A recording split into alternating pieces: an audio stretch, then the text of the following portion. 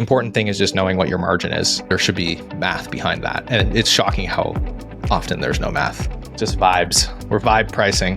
Hello, I'm Marcel Petitpas, CEO and co-founder at Parakeeto, and this is Real Talk Profitability. All right, this question was asked during a live event at Float. Our billable rates are typically on the lower end, and we're consistently going over budget on projects. How do we begin to rectify and avoid these mistakes? This is a huge question. There's so many reasons that this could be happening.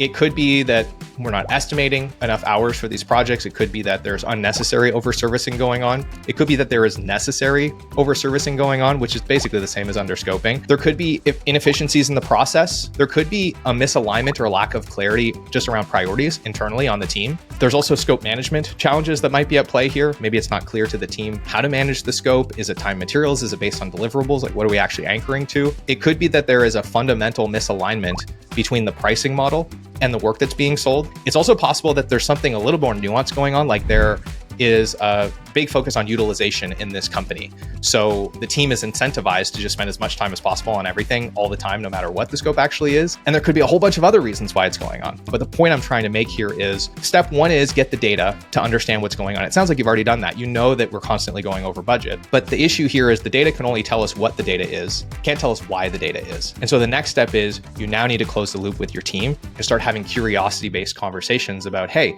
this seems to be happening.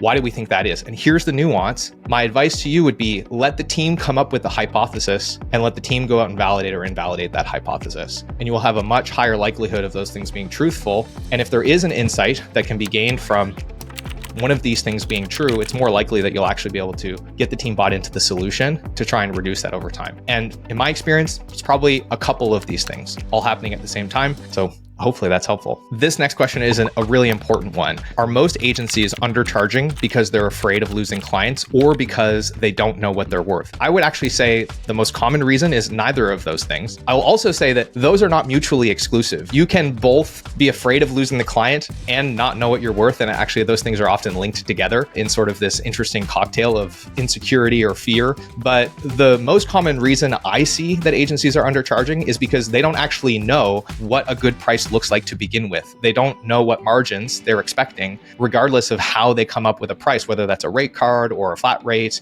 They're often not even considering, like, what would it even mean for us to be charging enough? There's a lot of emotional things that are in the way of them raising their price, but part of it is a lack of clarity on what is the right price for us and how would I even know that mathematically? What would the margins or the formula that I would look at to know that be? So how do you figure out the best way to price a project? I happen to have a very strong opinion on this and a framework. We call it the pricing model quadrant, TM. Really, it's a way of thinking about pricing that separates all engagements into one of four broad categories and just asks you to consider two things that are at play in every engagement. So the first thing that you want to consider is how much value is there in this engagement? And there's a lot of different ways that you can think about this, but the critical perspective is how valuable does the client think this is? And there's two things that will generally influence that. The first is how severe is this problem for this client, right? So for example, if you sell conversion rate optimization services for websites, a 1% conversion rate is worth a different amount of money to a small client versus a big client, or to a client selling a fairly low value item to a client selling a really high value item. So you first have to consider how significant is this problem? What is the value of solving this problem for this particular client based on their unique context? Then the second thing you have to consider is your positioning and how many alternatives that gives the client relative to you. And so a simple example of this would be if you were a design firm and you sold graphic design and that was your positioning, hi, I'm Marcel, I sell graphic design, then you're giving the client hundreds of thousands of alternatives to you, everything from Canva to IDEO and everything in between. Whereas if your positioning was something like, I help B2B software companies visually communicate complex systems using design, you're still selling a design service, but in that context, if that client happens to be trying to solve that problem, you're giving them a much smaller set of alternatives that they could directly compare you to. So your positioning makes a big difference there. And then the second thing that you want to consider that most of us are considering, but subconsciously, is risk. How much risk is there in this engagement? And risk really is about how well can you predict what it will cost you to get this done. And in some cases, this is something you've done before, you have a process for, the scope is clear, you know exactly what needs to happen. That's low risk work. You can generally guess to within 10 or 20% what it's going to cost you to get this thing done in terms of how much time you're going to have to spend, in terms of how much external expense is going to be required, how many freelancer hours, what have you. And on the other side of that spectrum is work that you just can't. And there could be whole kinds of reasons for that. There could be inherent uncertainty in the work itself. You're trying to do something that's maybe never been done before. You're trying to solve a problem that's never been solved before. Maybe the client doesn't actually really have clarity on what they need or want. And so once you've figured out where you sit in terms of, is it high value or low value? And is it high risk or is it low risk? Then you can start to match pricing models to the thing that you're selling. So if you have a high risk engagement that's low in value, that's typically where time and materials, hourly billing, actually still makes a decent amount of sense. And because you don't know how much time it's going to take, you sell time. And then it doesn't matter if it takes more or less time than you thought, as long as you've set yourself up for a strong margin on your hourly rate. And if you have been led to believe by gurus in the industry that it's impossible to scale a business on time and materials billing, then I would encourage you to go look up the biggest consulting firms on the planet, all of which have billions of dollars in revenue and tens of thousands of employees, and go look at how they bill most of their engagements. The majority of its time and materials. Now, if you have high value, high risk engagements, that's where I like abstracted time and materials. And that's just a fancy way to say larger time increments and larger swaths of your team. So instead of selling hours, you might sell days, weeks, bi-weekly sprints, and months. And instead of selling rates for specific people on your team, you might say this team costs this much per week. And so this is a really great thing when you have large scale, highly complex, highly valuable engagements, but that are still risky and that you still have trouble predicting the time for.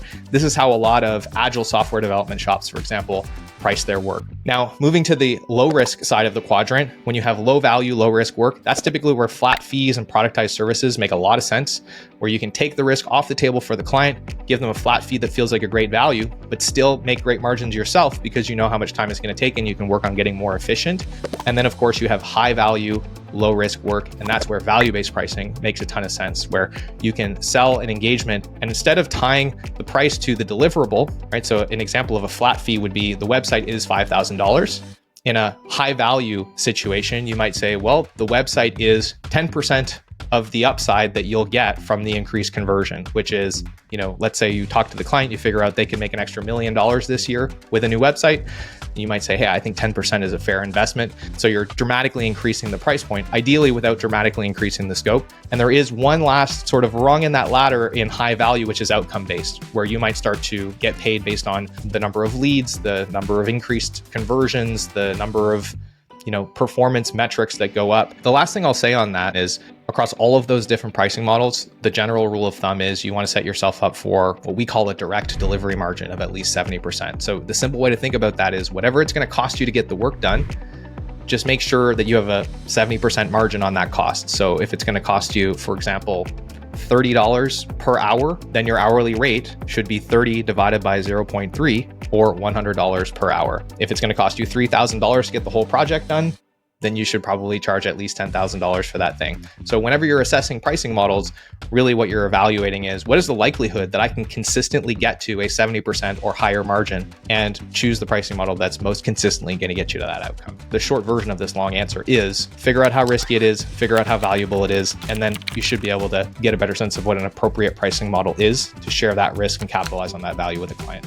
A user in the agency Reddit thread asked, how do agencies make profit when margins are so low? And the simple answer is by understanding their business model and also by understanding their strategy. So the first thing is you've got to understand the things that make agencies profitable. And at the end of the day, your business model is a function of how much capacity you buy from your team, multiplied by the percentage of that capacity that you can use to earn money by doing client work, multiplied by the average amount of revenue that you earn for every hour of effort that is spent. And then next to that, you have to consider strategy and really be clear on, are we in the game of being more efficient than the next person and just winning by doing a high volume of work at low margins? This is the Walmart model, the Costco model, the Amazon model. Their competency is being so good at operations that they can underprice everybody else in the market and nobody can compete with them. I would say the most people in a creative space are going to be more attuned to the alternative, which is more of a lower volume, higher quality, higher premium type of service offering, where instead of being the most efficient game in town, you're delivering value by being more of an expert. and doing things that are more specific to the problem that your client needs solved, and become really, really efficient at delivering that outcome for that specific niche. So that's going to generally come by charging more than the average person, because the level of trust that the client has that you're going to be able to deliver the outcome is higher relative to the other people in the market. So they're willing to pay you a premium for that. And then you don't have to compete as much on efficiency. But at the end of the day, you want to understand what are the levers that you have to pull. And if you can find ways to charge more, you still want to control your costs. And if you can't find ways to charge more, then most of your leverage is going to come from controlling your costs. All right, this question is from the team at Float. What's a common practice most agencies swear by that you think is ruining their margins? I have two answers to this one. The first one is trying to do everything in-house, whether you're good at it or not, whether you care about it or not, whether you have the demand for it or not. Some of the most profitable firms that we've seen in the last few years through our audits are the ones that were not only specialized externally, so they were really clear about who they sold to, what problems they solved, who their perfect customer was, but they were also really specialized internally, meaning they looked at themselves as a leadership team and they were really honest about what are we good at, what's our background, what's our experience in, and what are we not good at. And they chose not to keep the things they weren't good at inside their four walls. They didn't hire for that. They didn't try to build those processes internally because they knew it wasn't going to go well. They found external parties that they could work with to bring that skill set into their business in a fractional way. And they grew faster, they were more profitable, and that was a consistent pattern. We don't see a whole lot of consistent patterns across agencies. That is one of them. And so I would say this counterintuitive, but try to differentiate between quantity of revenue and quality of revenue, and be really deliberate about the things that you build in-house, especially in the age that we're entering where speed is going to kill. And so the less operational drag that you have, the faster you'll be able to move and adapt.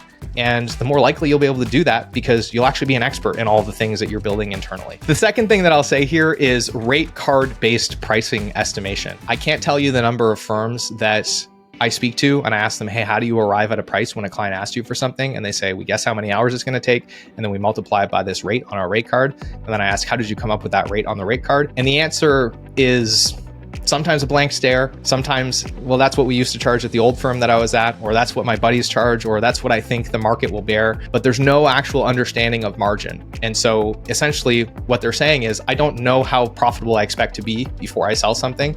This is one of the biggest mistakes that we see firms making, but it feels like a best practice. Of course, you should have a rate card and you should multiply by hours, but that should always be paired with some kind of an understanding of how profitable do we actually expect this thing to be when it's all said and done. The important thing is just knowing what your margin is, but there should be math behind that. And it's shocking how often there's no math.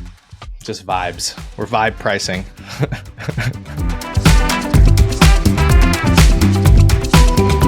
It's fun for me to do. Yeah, like this is what I talk about for a living, and it just happens to be fun.